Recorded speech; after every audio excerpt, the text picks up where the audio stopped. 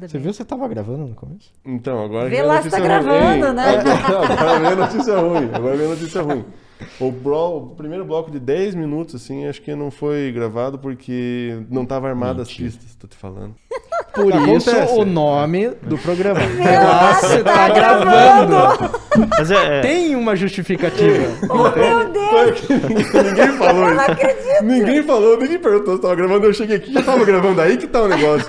Eu olhei, tá gravando, então tá gravando. Eu não apertei os botãozinhos daí, então Ei. ele tava gravando, mas ele não Eu tava com não- todas as pistas armadas. A partir de hoje eu vou fazer essa pergunta em todos os programas. Tá bom, Tem, não, é, daí tem que não ter. é só você tá gravando, mas você tá armado. Tá armado. Tá armado e gravando esse negócio? Vamos mudar. Ei, muda logo a partir da manhã. Vê se tá armado e gravando. Não, o nome não é só um trocadilho, um jogo, é verdade. Não, é verdade, é verdade. Não, você ficaria assombrado com a frequência que isso acontece. Inclusive, eu falei que tava nervoso no começo e agora não vou estar mais. Veja só, você já vai começar Foi bem os já. 10 primeiros minutos, já passou, vocês não me viram. É.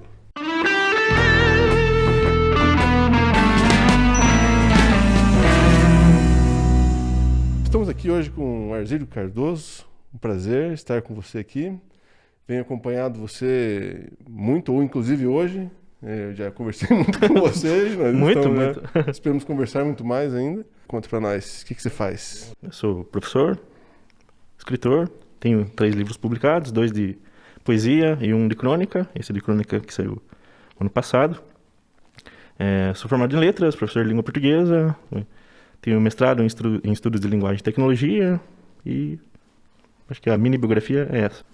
Eu já vou chegar perguntando, porque assim, eu conheci o Arzílio, gente, por causa de um livro, assim, apareceu lá, eu li uma crônica tua, mas que não era famosa. E eu amei, assim, quem que era o autor disso, né? Cara, soube que era é muita coincidência, mas eu não sabia que ele era de Campo Largo. Eu acho tão legal, assim, te conhecer, assim, pessoalmente agora, porque nesse mundo de hoje em dia, principalmente da pandemia, você acaba conhecendo muitas pessoas virtualmente, né? Você não tem esse contato, ou com quem você já tinha, mas as pessoas novas você só não tem a oportunidade de conhecer pessoalmente. O que eu acho legal, assim, do jeito que você escreve, é justamente isso, assim, de como você brinca com as palavras de um jeito que ao mesmo tempo ela é intrincado, é uma coisa difícil, mas ela é saboroso, assim, né? É uma coisa gostosa depois que se você não tiver que ler com máscara e alto, com voz alta, ela fica muito legal. E eu gosto eu te falei isso, né? Que assim, da forma como ele compôs o livro, que ele escolheu as escolhas das crônicas, gente, tinha hora que eu tava dando gargalhada, outra hora que eu tava chorando, mas é literalmente assim, sabe? A ponto de você se envolver com a história.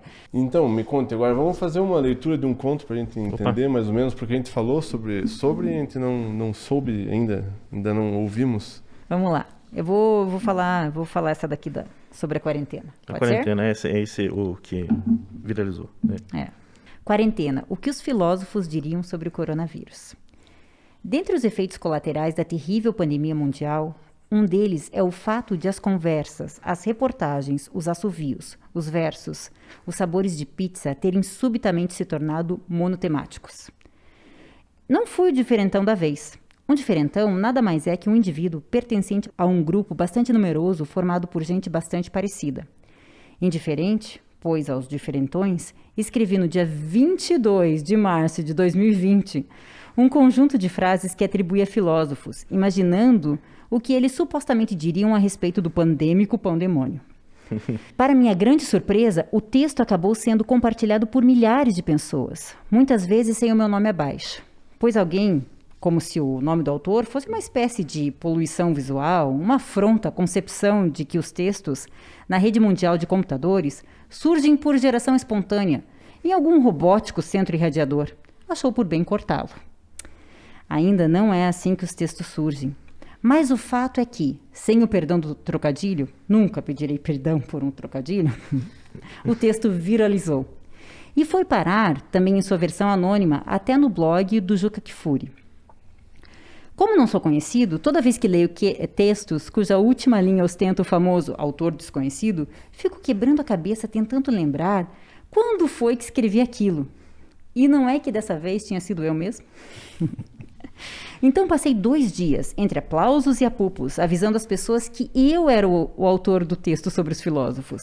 Inclusive enviei um e-mail ao Juca Kfouri, notificando-o sobre a autoria. E qual não foi a minha surpresa quando ele, em pessoa, me ligou, dizendo que acrescentaria imediatamente o meu nome à minha obra, juntamente com uma foto e uma gentil apresentação. Hoje, 8 de abril de 2020, ainda é possível visitar o seu blog e ler Quarentena, o que os filósofos diriam sobre o coronavírus. Segue. Platão. Fique na caverna. Nietzsche. Fique em casa, por mais difícil que seja suportar sua própria presença. Descartes. Habito, ergo sum. Hegel. Tese, fique em casa. Antítese, fique em casa. Síntese, fique em casa. Heráclito. Não se pega 2 vezes o mesmo vírus. A gente já viu que, né? Essa tá... A gente já viu. Esse daqui foi escrito no começo, gente. Foi no não começo. Se esqueçam que foi no começo da quarentena. Não tinha casos de reinfecção. Buda. A paz vem de dentro de você mesmo. O vírus de fora. Fique em casa. Rousseau. O homem é bom por natureza, mas o vírus o corrompe. Spinoza. O ser humano, em sua grande rede de afetos, não poderia deixar de ser afetado pelo vírus. Aristóteles. O vírus está apenas cumprindo seu papel no cosmos ao infectar os corpos. Sócrates. A verdade sobre o vírus já está dentro de você. Tomara que o vírus não. Santo Agostinho. A medida de amar é amar longe. São Francisco de Assis. Onde houver vírus, que eu leve álcool gel. Protágoras. O vírus é a medida de todas as coisas. Hannah Arendt. Para o vírus, matar é apenas uma tarefa banal, cotidiana. Martin Luther King. I have a virus. Kant. 2 coisas me enchem a alma de crescente admiração e respeito. Quanto mais intensa e frequentemente o pensamento dela se ocupa, o céu estrelado lá fora e eu aqui dentro. Voltaire. Se o vírus não existisse, seria preciso inventá-lo. Freud. O vírus dá plena vazão às suas pulsões reprodutivas porque não é reprimido sexualmente na infância pela civilização. Jung. O medo arquetípico do vírus é uma herança entregue a nós pelo inconsciente coletivo. Isaac Newton. Não acreditem em quem disser que não há gravidade. Não acreditem em quem disser que não há gravidade.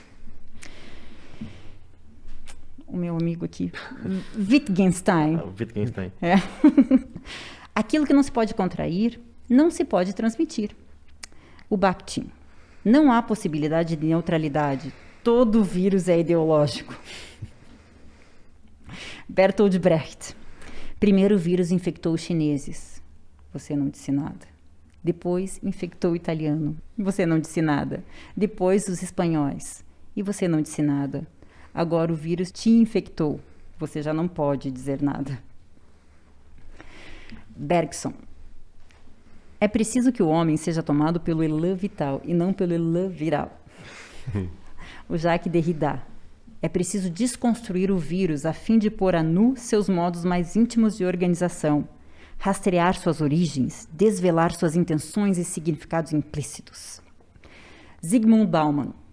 A maior evidência da sociedade líquida é sua dependência do álcool. Wilhelm Flusser. O DNA do vírus não pode ser decodificado porque a escrita acabou. Foucault. Esses métodos que permitem o controle minucioso das operações do corpo são o que podemos chamar vírus. Walter Benjamin. A reprodutibilidade excessiva e sem freios traz como consequência a perda da aura de sacralidade do vírus. Simone de Beauvoir. Não se nasce infectado, torna-se infectado. Sartre. Nada a retificar, o inferno são os outros. Albert Camus. Hoje, mamãe morreu. Provérbio popular. Esse é. Provérbio popular. Se o vírus não vai até a pessoa vai até o vírus. Continua. Esse provérbio popular até hoje. Oi? Certíssimo. Marilena Chauí. O vírus é uma abominação cognitiva, uma abominação ética, uma abominação política. Eu odeio o vírus. Marx. Trabalhadores do mundo, separai-vos. Roland Barthes. O vírus não tem autor, só receptor. Olavo de Carvalho. O vírus é um idiota. Eu sou um idiota. Na verdade, nem sei o que estou fazendo nessa lista. Nunca fui filósofo, só faço um mapa astral. Cristo, amai-vos uns aos outros, ficando longe uns dos outros. A Judith Butler. O fato desta lista ser composta por 90% de homens revela como a história da humanidade é a história da dominação patriarcal. Homens são o verdadeiro vírus. Dercy Gonçalves. Fica em casa, porra, caralho!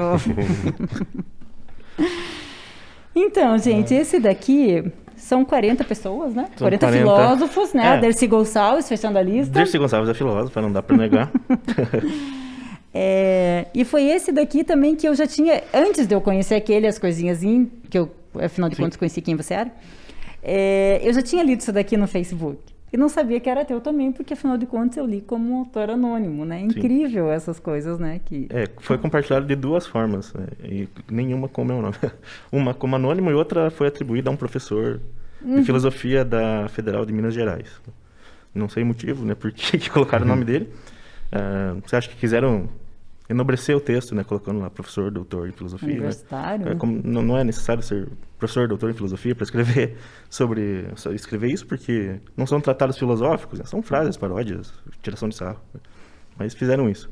Aí eu entrei em contato com esse professor, Rodrigo Duarte. Ele foi muito gentil e falou, eu também não sei o que aconteceu, não sei quem que fez isso. E ele notifica as pessoas quando ele vê o texto espalhado por aí, mas agora já está fora de controle. A maior parte dos textos que estão publicados por aí tem o nome dele. Como se ele fosse o autor. Uma amiga minha publicou com o nome dele, eu falei para ela, esse texto não é dela, é do Arzírio. Eu até marquei ali, assim, eu acho, porque essa questão dos direitos autorais, assim, em tempos virtuais, é difícil, né, gente? Você sabe, vocês trabalham com audiovisual também, né? Foi meu tema de monografia da faculdade. Sobre direitos autorais? Eu sou formado em Direito, na verdade. Eu fui fazer fotografia depois. Só que na época, a lei era muito abstrata, assim, nessa questão. Hoje já tem mecanismos bem mais elaborados. A gente tem a lei de proteção, né, geral de proteção de dados aí que... A dureza foi que quando esse texto foi viralizado, ele não estava registrado, né? Agora ele está registrado porque ele está em livro, né? Então, automaticamente, ele tem um RG, né? O ISBN. Mas quando não tem registro, é complicado mesmo. Você tem que contar com o bom senso das pessoas. E correr atrás, né? Porque esse texto que foi compartilhado muitas vezes, às vezes aparecia na minha timeline, às vezes alguém marcava meu nome, daí você tem que correr atrás de cada pessoa que compartilha e falar, esse texto não é do cara, o texto é meu. Algumas pessoas aceitam, são gentis e modificam a autoria, outras pessoas eliminam o texto, apagam. Então, é complicado mesmo. A gente tem o tal do fotodivulgação. Isso aí, incontáveis fotos com fotodivulgação. E me conta, agora você tem o teu Instagram, eu vi que você sempre está postando frases ali. Aquilo lá serve de alguma coisa como registro autoral? Como é que você está procedendo com os teus registros? Serve para provar que eu fui a primeira pessoa que postou aquilo na rede, né? Porque se eu não tiver registrado, se o texto não tiver registrado na Biblioteca Nacional, teoricamente ele nem é meu, né? Mas eu acho que a lei garante, se tiver alguma briga jurídica, alguma coisa assim, eu posso alegar que o texto é meu, porque ninguém antes de mim publicou. Ninguém antes daquele horário, naquele dia, publicou aquele texto. E esses temas que você escreve, quem não está na rede social, parece que não existe. Óbvio que a gente sabe que temos outras formas, mas além das tuas redes e de lançar livros, você tem algum outro mecanismo de comunicar isso? Você leva isso para a sala de aula? Sim. Esses temas são recorrentes. Às vezes é complicado, sabe? Colégio particular, mais difícil, tem pais que fazem pressão, né? Mas a gente sempre dá um jeitinho, né? Porque esses temas são temas do mundo, então não vai deixar a criança alheia às discussões que estão hoje em dia acontecendo, não tem como, né? A criança vai para a escola justamente para não ser alheia ao que acontece no mundo. Eu acho que acabam não enxergando que às vezes você tratar disso num ambiente escolar, onde você tem múltiplas visões, tanto das crianças quanto de quem está ensinando, é muito melhor do que ela se educar sozinha através de rede social. É o que eu digo, né? Você não... Alguns pais não querem que haja aula de sexualidade na escola, mas ele vai aprender no RedTube, então. Né? Escolha, a escola ou o RedTube. Num dos dois, a verdade que é muito sim, pior. Né? Sim, num dos dois ele vai aprender. Né? Ele vai aprender no RedTube que a mulher é um objeto. Né? A gente até estava falando sobre escolas e tal, né? E como foi a nossa experiência na escola e como são as experiências hoje em dia que a gente vê dos filhos dos amigos e tudo mais, né? Que às vezes na escola particular você perde uma fração da experiência humana, que é você ter uma diversidade maior, né? Sim. Que você tem numa escola pública. E como isso é importante para você conseguir sensibilizar a criança de que ela tem que se colocar, às vezes, tem um exercício de empatia, né? Empatia. Se colocar no lugar do amiguinho que às vezes não pode ter o sapato que ele tem, sabe? Uma coisa nesse sentido. Então, esse exercício de empatia é uma coisa muito importante, né? Que teria que ser trabalhada. Acho que é a coisa mais importante. As pessoas deixam de perceber que o outro é como ele, né? Sim. E que ele também tem anseios e vontades. E se fosse com você, tipo, o que você faria, entende? É uma única pergunta que, tipo, puta, olha aquele cara lá, não sei o que, tá fazendo uma coisa. Tá, e se fosse você, o que você faria? É o grande sentimento que talvez nos levaria para um outro rumo. O sentimento de você perceber que aquilo que está acontecendo com o outro e que é ruim, é desagradável, se fosse comigo seria ruim e seria desagradável. Né? A dor dele doeria do mesmo jeito em mim. Né? Que é a empatia. Vocês conseguem passar alguma coisa, assim, tipo, você passar alguma coisa de atuação para os alunos, você passar uma coisa de escrita, mais especificamente do jeito que você faz, conseguem comunicar isso para os alunos de uma maneira geral, assim, ou o ensino hoje é muito quadrado, assim, a ponto de não ter uma liberdade de experimentação artística dentro da coisa? Não, liberdade tem liberdade, assim, para experimentação com textos, né? Principalmente na minha disciplina, língua portuguesa, né? É praticamente texto quase todo dia, ou pelo menos toda semana vai ter alguma coisa. Então, liberdade para experimentação tem. Eu consigo também passar essa questão de liberdade. Às vezes eu não tenho tempo de fazer o que eu gostaria de fazer com os alunos na sala de aula pela questão, né, do planejamento. Mas, usando a minha experiência, eu estou trabalhando agora com uma das turmas com teatro em si, eles estão fazendo. E outros, assim, que você vê que se destaca na turma. Então, às vezes você acaba não trabalhando, no meu caso, né, com teatro em si, mas você permite com que o aluno extrapole, que ele seja imaginativo. Assim, eu já tive experiências na sala de aula de professor, não de professores, mas, enfim, de auxiliares podarem a criatividade do aluno, né? A ponto de falar assim, isso daqui não é dessa cor, não dá para... Não, imagine, você está falando com criança, deixa que pinte qualquer cor, né? E até agora eu sou assim, gente, vocês podem... Existe o mundo real, existe o mundo da nossa imaginação. Então eu sou uma professora que permite que eles façam, mas aí eu acredito que é muito do professor, né? Sim, Que não é assim que você não tem essa liberdade, porque a escola até te permite certas coisas, mas tem que ser... Vai muito do que você acredita que é, né? Mas a gente acaba até recordando mais os professores que a gente tem essa integração de, não necessariamente de atuação ou de texto, mas que eles conseguem trazer algum elemento externo, né? Externo, aquela matéria fria, né? Ali, né? Os alunos são muito criativos, é só dar liberdade que eles trazem, eles deixam isso aflorar. No livro de crônicas tem uma crônica chamada Literatura Coisa de Criança, que tem várias definições que os meus alunos deram para algumas palavras. Eu me inspirei num livro de um colombiano. O livro dele se chama Universo Casa das Estrelas, ou Casa das Estrelas só, agora não me lembro. Mas ele fez esse projeto com crianças pequenininhas para elas criarem um dicionário de definições próprias delas. Então ele dava algumas palavras para as crianças e elas definiam com aquilo que elas sentiam da palavra. Né? Então, palavra mãe, palavra universo, palavra casa. E eu quis fazer isso com os meus alunos e nessa crônica tem várias das definições que eles mesmos deram. Eu vou ler aqui uma, gente, só para vocês verem como é engraçado. Deus nos dá livre-arbítrio para seguir os planos dele. Essa menina é muito engraçada, gente. Eu não vou falar o nome dela aqui, mas... Tá bom, dá para falar, né? Afinal de contas está publicado. É Kathleen Lima, ela é muito engraçada. Aí tem outra aqui, ó. Espelho, portal da depressão. O espelho oculta 4 sentidos. Aí tu vê, eu não marquei só os que eu achei engraçado, mas... E tem pai, peça para tua mãe. Pai, o que fica bravo com a TV. Pai, o que eu não tive. Isso é pesado. Pesado, né? Pesado.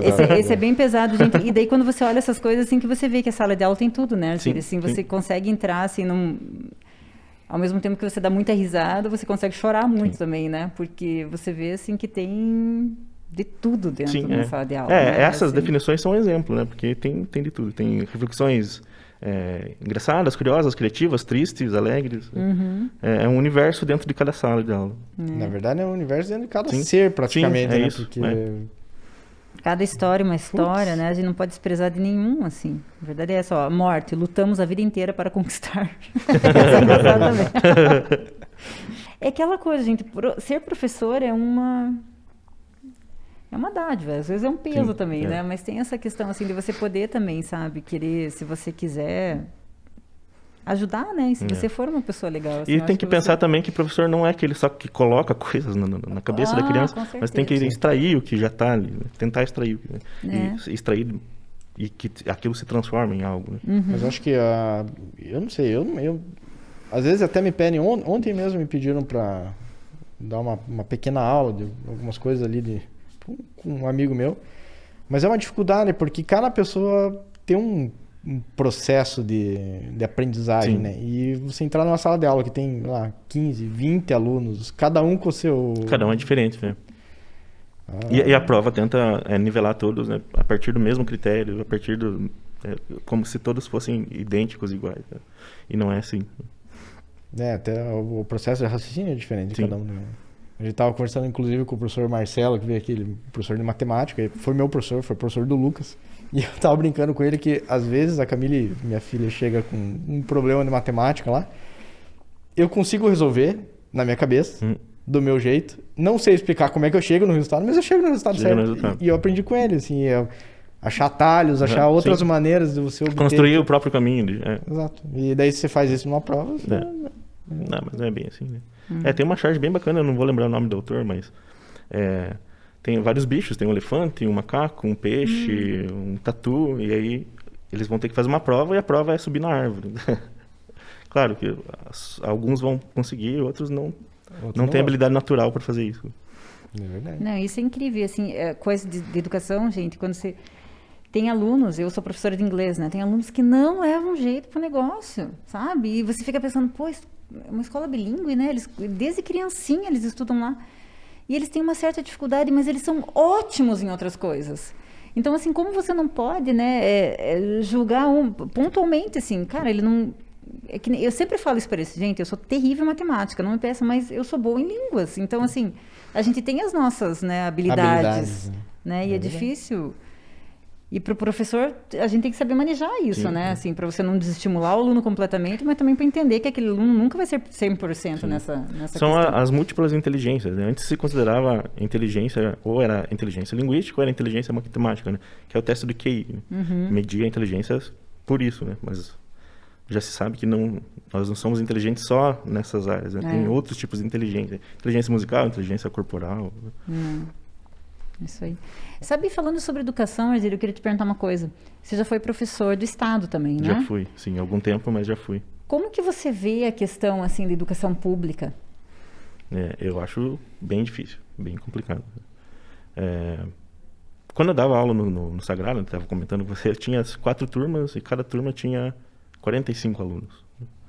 Então, eu tinha que... Quem quer aprender? Então senta aqui na frente. Aí dava aula para os 5, 6 que estavam ali na frente. O resto não tinha como controlar. 45 alunos de 13 anos, era meio impossível. Assim. Então é a precariedade mesmo. Mas essa questão de querer aprender também... Lógico, no Estado e mesmo na rede municipal, a gente, lógico, se depara com disparidades muito maiores. Sim. Mas eu estudei universidade particular, estudei na Positivo. Estudava à noite, mas acabei pegando uma ADP e fui fazer de manhã. Meu Deus, terrível. Eu cheguei a pedir para o professor, falei, professor, eu não consigo acompanhar a aula, não tem como, não tinha aula. Eu pegava a matéria, ele me mandava a matéria, eu estudava, fazia a prova e era isso, porque não tinha interesse algum, lógico, por outros motivos que não os mesmos da rede particular. Então, essa questão da vontade de aprender, acho que isso deveria ser melhor trabalhado, né? Sim, porque eu acho que, não sei, parece que os alunos não veem que aquilo vai levar alguma coisa na vida deles, né? Que aquilo não vai... É verdade. Colaborar de alguma maneira, não sei. É bem complicado de trabalhar isso na cabeça dos pequenos, né?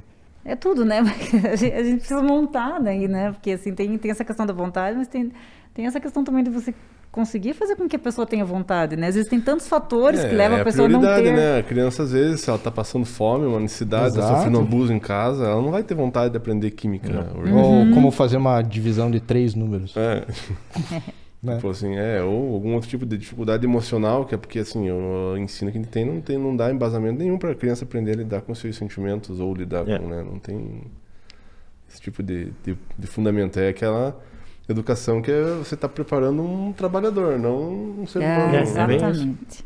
Exatamente, você está trabalhando alguém para a mão de obra. Até nas questões de cortarem filosofia, cortarem esses estudos mais assim, tipo, você está tentando falar, pense um pouquinho menos, trabalhe um pouquinho mais. Né?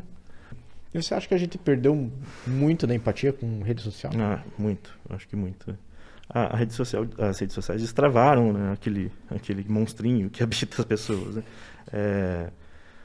Antes das redes, eu acho que as conversas eram cara a cara, era no bar. E no bar as pessoas não dizem aquelas coisas que dizem nas redes sociais, aquelas ofensas gratuitas. Face a face aquilo não existia. Mas o anonimato e a segurança por trás da luz, né, da luz azul, parece que libertou esses monstros que habitavam em nós. Não que não existissem, mas... Né? É isso que eu ia falar, porque no fundo eles estavam lá, né, Sim. gente? A única coisa que deu voz, a Sim, internet deu voz, assim. Mas a impressão que você tinha é que você tinha núcleos, né? Você tinha um núcleo, por exemplo... É que a gente não sabia quem que eram as pessoas, né? A gente acabou se conhecendo. Você tem um núcleo aqui, você tem um núcleo aqui, mas às vezes esses dois núcleos não se conversavam. Hoje Sim. Tem um bolo só, né? Que eles chamam, que acho que é loucura 2. Tem um nome em francês que eu não sei pronunciar lá disso. Que quando as pessoas estão isoladas em núcleos pequenos, elas começam a entrar em pequenas paranoias e elas acabam... Então, por exemplo... Se você fosse no boteco com teus amigos e você falasse que a Terra era plana, alguém ia te dar um pescotapa e falar, tá louco? Tipo, e você ia ter o teu amigo pra falar também, tipo, você tá louco, tá ligado? O problema é que agora, tipo, os loucos se encontram tudo na internet. Você sempre vai achar alguém que concorda com aquela ideia idiota. Sim. Que compactua qualquer bobagem. Você pode afirmar qualquer absurdo que vai ter alguém que pensa que nem você. E aí você vai ler 10, 15 comentários um atrás do outro, você vai pensar que aquilo é uma seita, né? Que aquilo existe de verdade, que é um grupo coeso e fechado. Né? Às vezes é só barulho de 15 pessoas, né? Mas às vezes aquilo toma proporções maiores. E outra coisa, a impessoalidade da internet, né? Tipo, você não vai chegar na cara da pessoa e falar, me desculpa, mas eu não gosto de você porque você é gordo e é careca, tá ligado? Então você não vou ser teu amigo, tá ligado? Você pode pensar isso, mas tipo, pessoalmente você não vai lá. Às vezes até acontecia, mas a reação era na hora. Já voltava com o olho roxo já pra casa, já na hora. Exatamente. O face a face impossibilitava esse tipo de agressão sem retorno. Né? Na internet não tem, né? O que você vai fazer? Vai xingar de volta? Ou vai processar, vai fazer alguma coisa, mas né, o barulho tá lá. E daí, me conte, como é que é, assim, você tem alguma coisa escrita sobre a cidade aqui de Campo Largo? Tenho, inclusive, é uma crônica que está no livro. Era para ser seria a última, mas aí aos 45 do segundo tempo eu incluí a Crônica dos Filósofos, porque eu escrevi em março, né? E o livro foi publicado em abril. E o livro já estava fechado, mas aí o texto viralizou tanto que eu falei, cara, falei com o editor, com o Eduardo Lacerda, da Patois, falei, cara, a gente tem que dar um jeito de colocar esse texto, né? Porque bombou demais, até brinquei com ele. E aí o texto dos filósofos foi o último e o sobre a Terrinha é o penúltimo. E a gente vai ler, a gente vai ter uma leitura, algum de vocês dois gostaria de fazer uma leitura? Eu prefiro que a Ariane leia. Jogou pra você agora. Gente, esse texto foi incrível, porque eu tenho uma mania, não de todo livro que eu pego, mas eu começo pelo final, assim, eu leio um pouquinho no começo, e como esse era um de crônica, né, eu li, assim, eu li algumas do começo e essa do final, assim, e foi bem... Eu chorei quando eu li essa crônica, porque...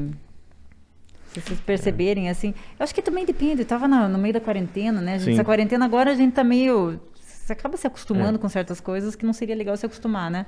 E todos os textos dos livros são pré-quarentena, com exceção dos filósofos, que foi durante, o único. O título é uma referência ao hino, né? Porque o título parece pernóstico, metido, né? Mas é porque é um trechinho da letra do hino de Campo Largo. Né? Ele quer se exibir, gente, com essa alvissareira. Alvissareira. Notícias da terna e alvissareira, cidade de Campo Largo da Piedade, Paraná. O desentendimento ocorreu após um jogo de sinuca. Irritado por perder a partida, Claudionor Siqueira, 60 anos, atirou um quibe no rosto de Vanderlei Jesus, que então revidou, desferindo um forte golpe com o taco na cabeça de Claudionor. Não satisfeito, Vanderlei continuou as agressões, acertando uma cadeirada nas costas e 2 talhadas de facão na cabeça do atirador de quipes. Depois, cerrou o pescoço da agora vítima com a mesma arma e bebeu seu sangue. 2. Campo Largo parece ser o paraíso dos moradores de rua. Incômoda, a presença dos indigentes na cidade é um fator de risco, uma vez que consomem drogas. A guarda municipal expulsou um bando deles que vivia sobre a marquise de uma concessionária, e agora eles circulam pelas ruas e praças da região central. O problema apenas mudou de endereço. 3. Um grupo de médicos cobrava indevidamente de pacientes para furar a fila do Sistema Único de Saúde, SUS, em Campo Largo. Os fatos denunciados referem-se ao atendimento de 6 vítimas, das quais foram cobrados valores entre R$ 1.500 a R$ 3.200, para agendamento e realização dos procedimentos médicos. 4. Em entrevista no programa do Jô, a dupla Zezé de Camargo e Luciano afirma que o pior show de sua carreira aconteceu em Campo Largo, no Paraná. Com pouquíssimos pagantes, o show foi disputado e assistido por centenas de pessoas que subiam nos baixos muros do estádio e nos muros do cemitério ao lado. 5. Cláudio Cis, advogado e ex-vereador, durante alguns anos recebeu dinheiro de clientes em seus escritórios em Campo Largo, com a promessa de aplicar os recursos no mercado financeiro e pagar rendimentos de até 8% ao mês. Seu desaparecimento causou sérios prejuízos aos clientes e à cidade. Muitos haviam entregue a ele as economias de uma vida inteira, acreditando na multiplicação do dinheiro em pouco tempo. 4 anos depois de sua fuga, Cis foi condenado por lavagem de dinheiro, ocultação de patrimônio, estelionato, sonegação fiscal e crime contra o sistema financeiro nacional. A sentença, já reformada, foi estipulada de 1 ano e meio de reclusão, mas, por decisão da Justiça, o condenado não precisou cumprir pena. Motivo: prescrição. 6. 5 homens invadem consultório odontológico do centro da cidade para resgatar um preso que estava recebendo tratamento. O policial que escoltava o detento foi morto com um tiro na nuca. Esse cara frequentou minha casa. O bandido. É? Uhum. Depois eu conto a história. 7. Filho mata o próprio pai a marteladas em Campo Largo. O homem, de 64 anos, faria aniversário nessa segunda-feira. Entretanto, os familiares se reuniram para realizar seu sepultamento. Hoje era aniversário dele. E olha o que ele ganhou de presente. Um monte de martelada na cabeça, lamentou o irmão da vítima. 8. O carro da Google Maps transita nas ruas de Campo Largo. Finalmente vão botar a cidade no mapa. 9. Vidente é preso por estuprar a filha. O homem que mantinha uma clínica espiritual em chácara de sua propriedade violentou a própria filha, rotineiramente, dos 7 aos 12 anos. Na notícia não consta o nome do estuprador. 10. Homem que estuprava as 2 filhas é preso em Campo Largo. As vítimas, de 16 e 18 anos, relatam que o pai as estuprava repetidas vezes, desde quando tinham 8, sempre que a mãe não se ausentava. Na notícia, não consta o nome do estuprador. 11. Imigrante haitiano foi brutalmente assassinado na noite da última sexta-feira. O homem foi encontrado amarrado e degolado, com múltiplos ferimentos de faca, na casa em que morava, na Vila Operária. Ele ainda teve o pênis decepado e o órgão foi colocado em sua boca. 12. A vitória do presidente eleito teve muita comemoração na noite deste domingo, 28, em Campo Largo. Logo após a divulgação do resultado oficial, houve concentração de muitos carros e centenas de pessoas nas ruas próximas à rotatória da Avenida Padre Natal Pigato. 73,41% dos eleitores campolarguenses votaram em Jair Bolsonaro. 13. Placa em frente ao salão Corte Bem Cabeleireiro. Cabelo 10, barba 10, criança 8. Minha casa está repleta de jardins. Jardim Três Rios, Jardim Esmeralda, Jardim Guarani. Mas onde as flores? 14. Com morte cerebral, jovem é mantida viva durante 123 dias para dar à luz. Franquielen da Silva Zampoli tinha 21 anos e estava grávida de gêmeos quando sofreu um AVC. A família e os médicos do Hospital Nossa Senhora do Rocio, em Campo Largo, região de Curitiba, decidiram manter seus órgãos funcionando mesmo depois da morte encefálica, para salvar os 2 bebês. Franquielen, que foi atendida pelo SUS, necessitava de monitoramento 24 horas, uma ecografia todos os dias, nutrição e oxigenação adequadas e a manutenção da pressão arterial. Um dos grandes desafios, contam os médicos, era o de fazer os bebês sentirem um afeto que a mãe não podia dar. Por isso, a família e a equipe do hospital acariciavam continuamente a barriga, conversavam e cantavam para os bebês. Nós trouxemos canções para as crianças, acalantos, canções improvisadas, canções que nós fizemos exclusivamente para ela. A UTI ficou cheia de músicas de amor e de afeto, conta a musicoterapeuta Érica Checan. O nascimento de gêmeos após a morte encefálica da mãe era inédito no planeta. Finalizado o parto, a família decidiu a doação dos órgãos de Franquielen. Os bebês nasceram saudáveis. É difícil defender só com palavras a vida. É preciso vê-la desfiar o seu fio, que também se chama vida. Ver a fábrica que ela mesma teimosamente se fabrica, vê-la brotar, como há pouco, em nova vida explodida. A beleza derrotará o horror? Essa é uma pergunta final, né? Esse último trecho é um trecho do Morte, Vida e Severina, do Cabral, que tentei estabelecer uma analogia entre a crônica e o poema do Cabral, porque no poema do Cabral também, né, começa quase toda a história, é uma história muito triste, né, do retirante que sai do sertão e tenta ir buscar uma vida melhor em Recife, né? Ele desce o rio Capibaribe e só vê morte, assassinato, aquela vida seca, né? E quando ele chega na cidade não é muito diferente, a vida é igual, é seca, tanto quanto no sertão, mas no final tem essa explosão de vida, porque ele chega, o final da história é no dia 24 de dezembro, e aí ele presencia esse nascimento. Então, por isso que eu quis colocar todas essas notícias horríveis no início e essa notícia de esperança no final, para dar esse tom de... Será que a beleza vai derrotar tudo isso de horror que existe? É o que a gente espera, né? Eu lembro que quando eu li esse de Campo Largo, né, não respeitando a ordem, então, escolhida pelos... Desculpa. Gente, eu chorei demais, porque você pensa assim, numa cidade, né, com tanta coisa ruim, assim, não é exclusividade de Campo Largo, se a gente for pensar, né? Inclusive, eu tenho receio de que as pessoas interpretem dessa forma, porque uma coisa é essas notícias acontecerem de forma dispersa, né? Hoje acontece uma, daqui a um mês acontece outra, e outra coisa é você enfileirar elas num único texto, tem a impressão de que isso acontece toda hora, todo dia, né? E não é assim, né? Campo Largo não é mais violento ou menos violento do que qualquer cidade brasileira, né? Eu quis mostrar que Campo Largo é um microcosmo do Brasil, né? Uma pequena parte que representa o Brasil. Campo Largo é Campo Largo, Campo Largo é Brasil, e Brasil é Campo Largo. Uhum. Mas é engraçado, escutando o texto, eu não tinha lido ainda, nem ouvi pela voz da Ariane. Todo o texto vai te conduzindo, que nem você explicou, vai te conduzindo a sentir aquela amargura, aquela tristeza, mas basta uma notícia boa que você parece que reacende a esperança. Sim, é isso. Por isso que eu quis deixar ela por último. Então, é uma notícia que supera todas as outras, né? Essa notícia do parto depois da morte encefálica da mãe é uma notícia que supera as outras. Na verdade, a gente não pode deixar que o mal supere o bem. É isso. Senão a gente tá perdido. A gente ao não vai a lugar algum, né? Ao mesmo tempo, a pergunta no final é porque é uma notícia boa. É a 14ª de 13 anteriores horríveis. Né? Ou algumas engraçadas, né? Como da placa do salão. Sim.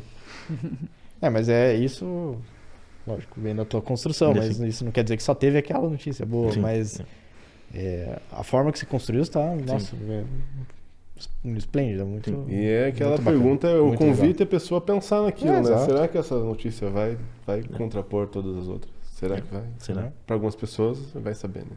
Mas então, e daí, que outro conto que a gente poderia fazer, assim, uma leitura para fazer uma análise, assim, pra gente trazer também, é para a pessoa conhecer um pouco mais da literatura. Você aqui, chegou Bom, não sei se você treinou os textos ou não, mas aquele das palavras, eu adoraria escutar de volta, porque Qual? é aquilo é fantástico. Os jogos de palavras? Aquilo Eu vinha ouvindo no carro com o Lucas ali. Tá, e existe o 3, 2 e 1 ou só É o que são 4? vários. Né? Tem o 1, mas Ah, aqui, o ó. 2, o 3 e o 4. O 4? O 4 tem 4 palavras. Eu acho que ele tá falando do jogo de palavras 2. O 2. É, Tá. o jogo 2. Isso, exato. Dos termos Exato. gramaticais. Tá. É que ele não me falou entendi. o título, ele só foi lendo, sabe? Então. Esse é o jogo Jogos de Palavras 2, que tem o 1, 2, 3 e o 4. Eu leio 2, quer? Pô, adoraria. Vamos quebrar tudo antes. Então tá, Jogos de Palavras 2. Gramática normativa da língua portuguesa. Deslições do dia, preferencialmente numa sala conjugada. Anotar os telefones dos verbos de ligação. Decorar as capitais dos verbos de estado, deixá-las bem enfeitadas. Massagear as articulações dos verbos estáticos para que possam se flexionar. Acalmar os radicais. Interrogar as exclamações. Abolir a imposição dos limitados gêneros masculinos e femininos. Pagar mesmos salários a verbos principais e auxiliares. Eliminar a distinção entre pessoas de primeira, segunda ou de terceira. Aceitar os artigos que já se definiram. Aceitar os indefinidos. Aceitar as palavras bigêneras como rabo e raba, bem como a conjunção entre elas. Ter voz ativa sem ser imperativa. Não há reis, portanto, não há regência. Refletir antes de usar os verbos reflexivos. Todo sujeito simples é complexo. Ordem direta é legal. A inversa ordem legal também é. Garantir ao si sua liberdade condicional. Entre os discursos direto e indireto, preferir o discurso livre. Perseverar, insistir, teimar, para livrar-se dos indícios de indeterminação do sujeito. Fomentar tratamentos psicológicos e psiquiátricos aos megalomaníacos superlativos, aos inferiorizados diminutivos e aos pronomes possessivos. É demais. Iniciar a autópsia de períodos decompostos. Meu Deus, o português. Iniciar a autópsia de período decompostos. Eu falo. Toda palavra é singular, ainda que plural. Amar, verbo intransitivo. Amor, vocativo. Acrescentar a mesóclise à lista de doenças erradicadas no século XIX. Promover a gramaticalização do ménage à trois. Eita. Como é que é isso aí? Isso é demais. Promover a gramaticalização do ménage à trois. Radical que fica no meio, prefixo encaixa atrás, sufixo na frente.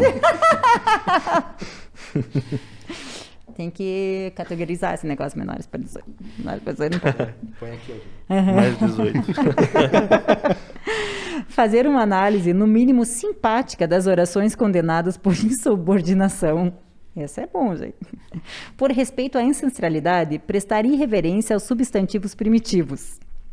Não subestimar o pretérito imperfeito. Não superestimar o pretérito perfeito. Colorir os sujeitos ocultos do seu manual de instruções. Entre um Fusca, uma Kombi e uma variante, preferir a variante e chamá-la de linguística. Muito bom. Arrumar bem as palavras. Elas não sabem se vestir sozinhas. Muito bom. É muito bom, Parabéns. né? Eu achei fantástico. Tem um, gente, que eu fico... Tá aqui. Mas é muito lindo mesmo porque fala de uma mulher. E é bem legal. Eu vou ler para vocês, então. Com uma homenagem a essa mulher aqui. A entregadora. Uma das grandes alegrias que tive na vida foi ver uma caixa abarrotada de livros chegando em minha casa. Foi minha mãe quem os anunciou, tocando o interfone e dizendo: "Filho, teus livros." Há muitos anos minha mãe trabalha como entregadora de produtos comprados pela internet. Trabalho duro. Tem de gastar parte do salário em manutenção do carro, tem de pagar combustível mais caro a cada dia, tem de ganhar pouco, tem de entregar na chuva, tem de entregar no sol forte, tem de entregar na geada. E tem de aguentar o humor de certos compradores brasileiros que, por odiarem o atraso, que quase nunca é culpa do entregador, mas das distribuidoras, e por acharem que eu, topagandos, os torna criaturas superiores cujas demandas precisam ser prontamente atendidas, esquecem a gentileza e tornam-se rudes, hostis e birrentos. Eu comprei tantos livros assim, de uma só vez, porque recentemente tive a felicidade de vencer um concurso literário. E a premiação pagava uma bela quantia em dinheiro. São livros seminais, livros que mudaram a história, livros indicados por antigos e competentes professores, livros cuja leitura sempre desejei e que sempre me darão muito mais do que o dinheiro pago por eles. Em Busca do Tempo Perdido, de Marcel Proust, é um deles. Título simbólico de tantas e tantas formas, mesmo agora antes do início da leitura. Mas o que eu quero dizer é que sem minha mãe, esses livros nunca teriam chegado em minha casa. Não por minha mãe ser entregadora, mas porque sem a ajuda abnegada de minha mãe, que fora tantos e tantos outros sacrifícios, um dia vendeu uma parte do terreno em que vive, para que eu pudesse pagar a faculdade, eu não teria conseguido me formar. Eu não teria acesso aos professores e livros que me instruíram. Eu não teria a profissão, que também por causa dos livros escolhi. E não teria começado a escrever. Eu não teria vencido o concurso. A vida é capaz de traçar caminhos muito inquietantes, de nos dar lições muito surpreendentes, muito enigmáticas. A mulher que veio até minha casa, mais uma das tantas e tantas mulheres que, após a separação, tiveram que criar o filho sem nenhum tipo de auxílio financeiro do pai. A mulher que trocou o interfone e disse: "Filho, teus livros?", é a maior causa de eu ter conseguido comprar esses livros. Por causa dessa mulher eu sou vitorioso. E não é de prêmios literários que eu estou falando.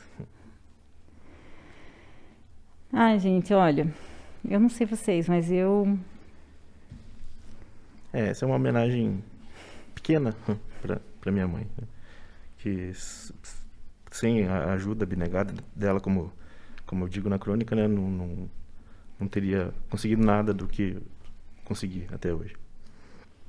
E a gente vê, né, assim, é tanto sacrifício, né, gente, querendo ou não, assim, como a gente vê como as mães, né, elas acabam...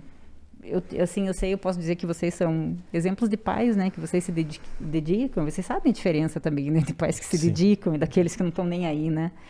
Mas a gente vê que a maioria da situação não é assim. São gente que não liga, que a mulher cuida sozinha mesmo. Sim. E que faz das tripas ao coração para dar conta, assim, sabe? Eu achei, assim, fantástico, sabe, Ercílio? Esse, assim, é uma homenagem mesmo, não é só a tua mãe, que é a dona Sueli, né? Sim, Sueli, né? Mas há outras mães, né, que se dedicam tanto quanto, assim, da maneira... Tem umas que não têm de onde tirar, né? Que, infelizmente, não podem fazer o que a Sueli fez por você, mas que fariam, com certeza, né? E não foi só a educação escolar que ela proporcionou, mas principalmente a educação humana, né? Sem a qual não adianta a educação escolar. E sabe outra questão, assim, que eu vi? Tem dois textos, que um é... Não sei se eu pego no meu celular, se eu pego aqui. É um... Eu pego no celular. Tá mais fácil. O script, gente. Tem um script aqui. Você escreveu dois textos. Um é O Mimimi Macho e 20 de Novembro. Ah, sim. Que, na verdade, são textos, um é sobre o feminismo, né? Sobre a questão das mulheres. Uma é sobre assim. Machismo e outra é sobre racismo. Tem razão. E assim, né, você é um homem, é branco, né? Sim. Por que você se importou? Qual que é a relevância desses textos? Por que você achou relevante escrever sobre isso? Né? Que aparentemente, assim, talvez assim, nessa mesa a gente entenda o porquê, né? Mas assim, por que a gente precisa explicar, né? Às vezes a gente não quer subestimar, né? Mas assim, por que tem que explicar certas coisas? Eu acho importante. Importante e necessário engrossar cada vez mais, né? As fileiras, digamos assim, desse tipo de luta. Eu não consigo conceber alguém que fica indignado apenas com as injustiças que acontecem consigo próprio, né? Ou com o próprio grupo, né? Como diz o poema do Brecht, né? que eu ironizei ali no texto dos filósofos, né?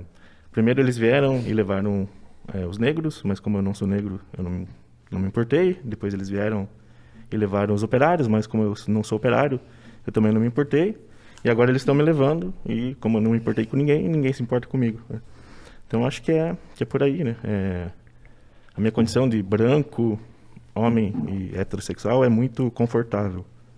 Mas eu não quero ficar confortável. E é por isso que eu escrevo. Eu me sinto desconfortável nesse conforto. Uhum. E agora me digam vocês dois, lecionadores de sala de aula, o impacto que essa desgraça teve para o aprendizado da criançada aí, cara. Isso a gente A vai ver pandemia, ainda. putz, daqui a alguns anos as consequências vão aparecer. A gente já desconfia, né? Que não vai ser bom.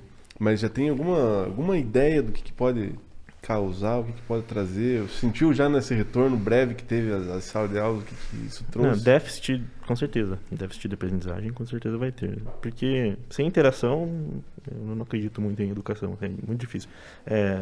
Não na vida adulta. Na vida adulta talvez se consiga, né? Mas para criança é muito difícil. Para os pequenininhos é muito difícil a falta de interação. Porque nós somos seres sociais. Né?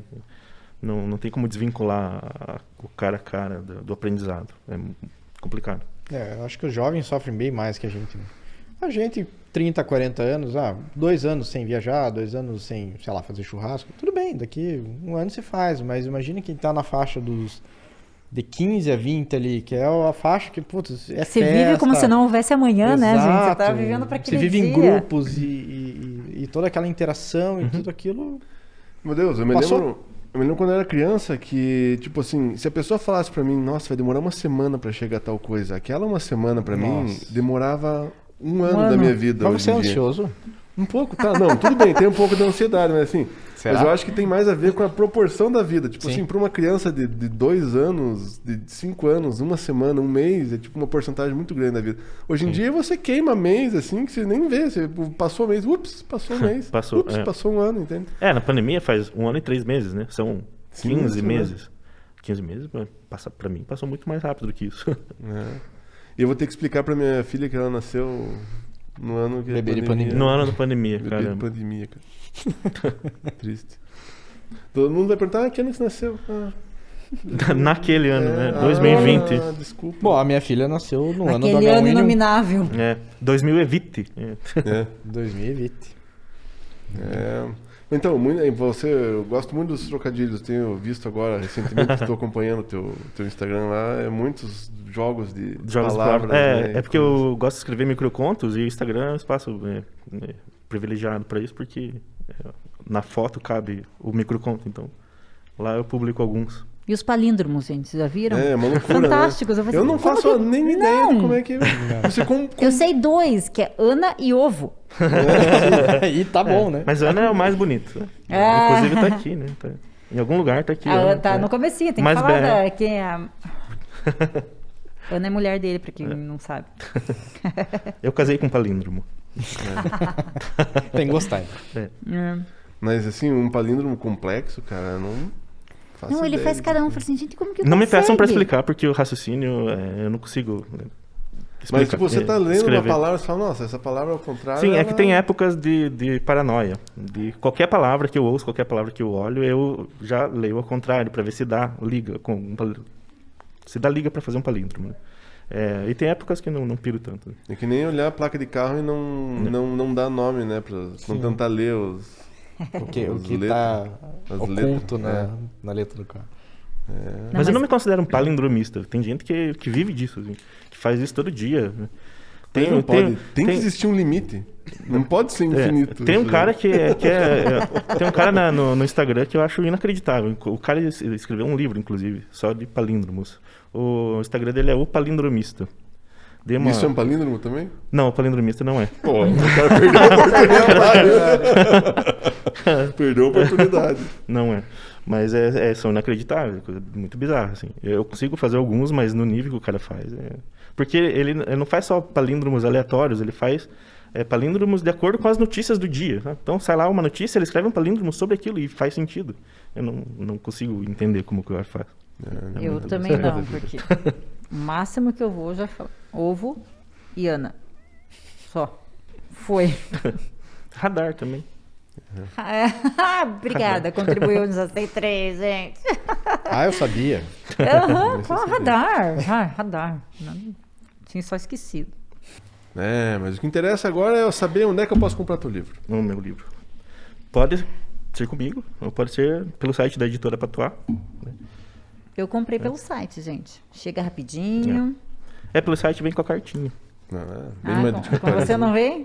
Eu posso pedir com a cartinha também. Posso pedir, Arzílio, uma coisa que a gente não falou, a gente comentou muito sobre esse daqui, né? Que é o Conheço Duas Formas de Acabar com a Vida, que são Tira e Queda. Um título. Que foi o último, assim, mas você tem mais 2 publicações, né? Você podia Sim, falar sim, pra gente sobre os outros Os dois? outros 2 livros, são 2 livros de poemas, né? Então eu escrevo poemas e crônicas, são meus estilos, meus gêneros favoritos. Esse primeiro livro aqui foi publicado em 2015.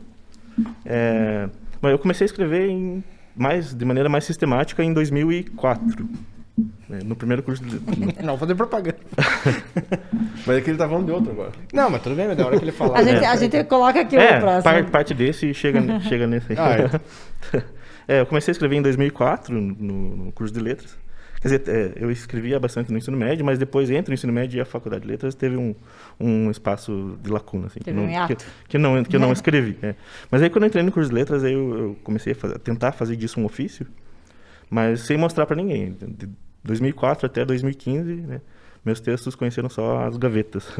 Mas deixa eu te perguntar uma coisa, esses textos, assim, esses primevos, assim, eles tiveram alguma publicação? Ou Não, você simplesmente... não, eram ruins, bem ruins. Mas você tem eles ainda ou também não? Eu tenho, estão todos numa caixa, porque eram todos manuscritos.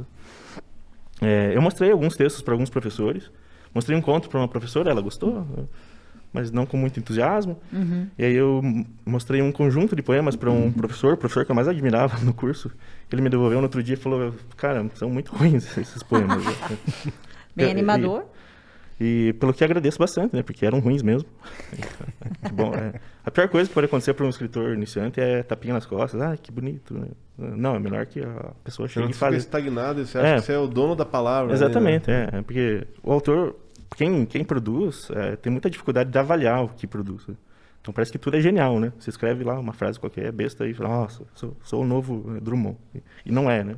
Entre 2004 e 2015 eu não mostrei para ninguém, fora esses 2 professores. Mas aí em 2015 eu decidi criar uma página no Facebook, uma página de poesia. Como é o nome da página? A página não existe mais, mas era Formigalhas o nome. Formigalhas, juntando formigas mais migalhas, porque a intenção era publicar poemas curtos. E aí, por algum motivo, a página começou a ter engajamento, ter muitos seguidores. Em 3 meses tinha 15 mil seguidores. E cadê essa página, né? Então roubaram a página? Você vendeu a página? Eu saí do Facebook e quando voltei a página não estava mais lá. E eu não tentei recuperar porque também já estava lá as moscas, assim. Bom, você sabe que tá cantando uma bola, alguém aqui vai criar esse site, né? Aqui não, mas digo ali no mundo. Mas acho que eu consigo recuperar ainda, porque eu não tentei fazer isso. Mas, Formigalhas, então vamos ver se a gente consegue recuperar. Não, mas no Instagram tá lá, mas também faz 2 anos que eu não publico nada, mas no Instagram tá lá. Bom, tu tem até o dia que sair esse vídeo aqui, que você vai gerenciar essa parada aí, cara. Se isso não te serve de incentivo... Vou tentar recuperar do Facebook. Tá escrito aqui, ó, Formigalhas. Quem quiser, pega, se não tiver pronto. Inclusive, acho que naquele livro ali tem o endereço. Tem um endereço que não existe. Esse é teu primeiro, esse Bromas e Bromélias? Bromas e Bromélias, isso. E foi por intermédio da página que surgiu o convite da editora para publicar o Bromas e Bromélias. Olha, que legal. A editora Penalux entrou em contato comigo pela página e daí saiu no mesmo ano que eu criei a página, saiu o livro. Eu criei a página em março de 2015 e o livro saiu em novembro de 2015. É aquilo que eu sempre falo pro Bruno, cara. Às vezes a gente tá desesperançoso de fazer alguma coisa assim, tipo um podcast, e de repente assim... Porque você pensa, não, mas isso não vai engajar, não vai ter gente escutando isso aqui. Exatamente. Mas às vezes você não precisa que 1 milhão de pessoas leiam a tua conta. É uma pessoa certa. Uma pessoa. Até porque eu acho que 15 mil seguidores que participavam, engajavam, né? Na época que o Facebook tinha engajamento sem patrocínio, né? Agora não tem mais, né? Por isso que ficou as moscas. Mas 15 mil seguidores em uma página de poesia eu considerava bastante gente. Né? Até hoje, né? Sim. Com patrocínio. É muito difícil uma página. O pessoal não lê. É difícil. E aí saiu esse primeiro livro, que tem a cara da página, né? Muitos poemas curtos e tal, com trocadilhos, com jogos de palavras, exploração de sonoridade e tal. Uma compilação de poemas, assim, não tem uma cara, digamos, temática ao livro. É uma compilação de poemas dispersos. E esse é o segundo, o Cartógrafo de Dunas. Esse já tem um projetinho conceitual, assim, mais trabalhado. Tem digamos, um fio condutor, assim, que liga os poemas, uma espinha dorsal. E, desculpa, você ia completar, não, pode. Acho que eu te cortei. Não, eu ia te perguntar se algum desses, né, a gente podia tentar ver se o Sr. Arzílio concorda. Tu podia não fazer um sorteio, mas dar para um dos nossos... Ah, claro, pô. ouvinte aí, talvez o primeiro que estiver ouvindo e comentar alguma palavra, assim, não sei. Não sei Maravilha. o que falar. Alguma Eu ideia? não sei, não conheço metodologias de sorteio. Não tem, eu tô criando Não, agora. ó, não, primeiro não, ó, pra incentivar que a pessoa assista e retorne. Não, vai ser um easter egg isso aqui. Então, não, pra pessoa ganhar, ela tem que ser a 34ª comentar. Não? Fechou? Fechado? Então é isso aí. E, muito bem. Você queria fazer uma leitura também? Eu gostaria. Então, por favor. Mas essa crônica que eu gostaria de ler, ela não está em nenhum livro. Ela foi publicada numa revista. Ótimo. É recente, coisa nova. Não é muito nova, mas é durante a pandemia. É uma crônica que eu escrevi em junho do ano passado. E foi no dia em que o Brasil atingiu 50 mil mortos pela Covid. Eu não imaginava que ia Vezes aumentar 10 Uhum. vezes. Só deixa eu achar aqui. Tá aqui. Ela foi publicada na revista Brasil Drummond, que foi uma revista que eu colaborei ano passado, com algumas crônicas. Participei da revista, acho que durante 2 meses. E o título é Uma Vida Importa. Uma vida importa. É assombroso, vertiginoso, enlouquecedor pensar no número de acasos e coincidências que precisam acontecer em instantes milimetricamente precisos e coordenados para que uma pessoa nasça. A probabilidade de que esse conjunto particular de átomos, que hoje você chama de você, se insurgisse contra o inorgânico e chorando e esperneando se desprendesse dali, era tão absurdamente ínfima que é realmente feito notável o empreendimento ter chegado a bom termo. E, no entanto, chegou. Provavelmente não será outra a gênese de todo o nosso assombro e perplexidade diante da existência. E o fato de volta e meia acordarmos sobressaltados de madrugada, boca seca, um nó, tampouco terá outra causa. Como é possível uma pessoa existir? Como é possível que eu exista? Das profundezas do sono e do tempo surge esse aterrorizante como, empurrando-nos vertigem abaixo do galho da árvore ancestral e estatelando-nos no chão do absurdo. Tomemos uma dessas nascidas e sobressaltadas pessoas como modelo. Os pais dessa pessoa modelar, 2 outras pessoas, tiveram de se conhecer num momento bastante específico, que bem poderia não ter ocorrido. Bastaria ter chovido naquele dia, bastariam 5 segundos a mais ou a menos de luz vermelha no semáforo, bastaria um deles ter sido convocado para a guerra, bastaria um deles ter esquecido algo em casa e voltado para buscar, bastaria um tênis desamarrado, bastaria a desistência de se matricular naquele curso, bastaria a decisão de se matricular nele, bastaria uma gripe, bastaria o tio doente ter morrido não amanhã, mas hoje. Bastaria um ter saído e outro ficado.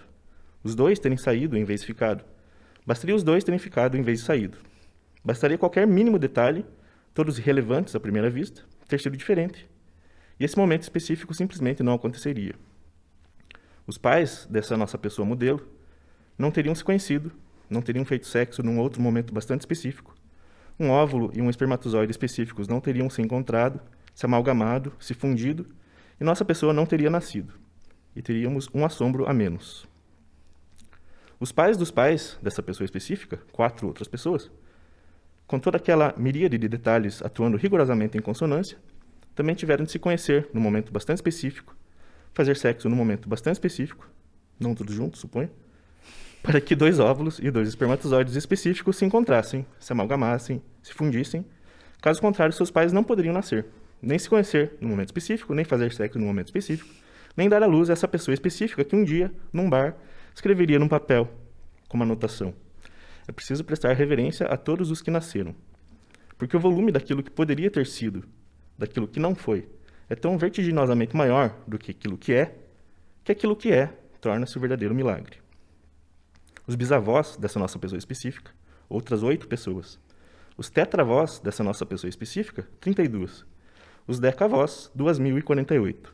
As espécies ancestrais abandonando a água primitiva. O primeiro micro-organismo que um dia se replicou. De modo que, diante da pergunta, você está grávida de quanto tempo? A resposta mais verdadeira seria de todo ele. Desse ponto de vista, digamos, específico, é preciso prestar reverência a todos os que nasceram. Reverenciar a pessoa de Hitler ou a de Martin Luther King seriam atitudes equivalentes. Ambos nasceram. Ambos se tornaram uma consciência. E era isso que nossa paradigmática e embebedada pessoa desejava reverenciar.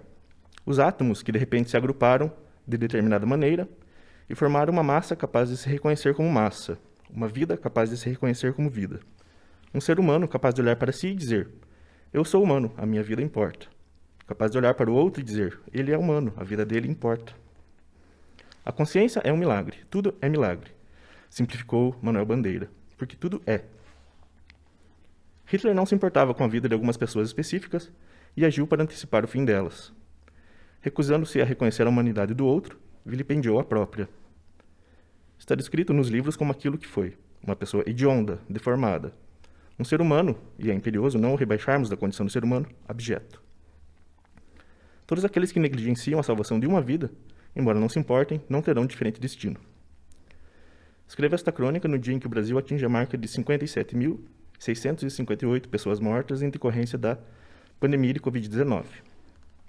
57.658 pessoas. 57.658 consciências, assombros, improbabilidades. 57.658 milagres desaparecidos. Muito bom. Excelente. Legal. É duro bater palma para isso, né? Mas enfim. Eram 57 mil, né? 57 mil. É bom quando o texto, o conto, a história, o filme tira a gente um pouco da Tira do nossa prumo, linha temporal convencional, né? Onde a gente tem É. a percepção dos acontecimentos de uma maneira tipo... É uma das funções da arte, é tirar do prumo. Né? Sim. Porque se fosse para permanecer do jeito que está, não precisava, né? Ficava com a Precisava realidade. da arte daí, né? A gente, é a arte que faz isso, gente. Querendo você aceitar ou não, é uma música que te leva nesse lugar, é uma peça, é um filme, dependendo do que você se relaciona, né? Com aquilo que você está acostumado, é um livro. Mas você precisa disso, gente. O ser humano, ele não é capaz, ele não se basta, assim, por ele na realidade. Não. E é muito triste aqueles que não têm esse acesso, né? Porque você precisa ter essa fuga, você precisa ter esse... E a pessoa, por mais assim ignorante que possa ser, eu duvido ela passar um dia da vida dela sem consumir alguma coisa relacionada à arte, sem ler alguma um pingo de informação, ficção. sem ver uma novela, ver qualquer coisa, escutar uma música ou se identificar, porque, cara, o ser humano busca aquela conexão, né? E às vezes a conexão com o outro não se dá através do outro, se dá através de uma obra em que o outro produziu, entende? Tipo... É o nosso fascínio por histórias. Né? Sim, Nós adoramos histórias. Né? E a realidade não dá conta, né, desse desejo. Né? Tem a frase famosa, né? A ficção existe porque a vida não basta. Se a vida bastasse, ele ficava na janela olhando o carro passar. Né? Aquilo é a realidade. Né? A ficção vem para acabar com isso, para quebrar essa monotonia do factual. Né? Eu não posso esquecer de agradecer você a toda a disponibilidade de vir aí. A gente sabe que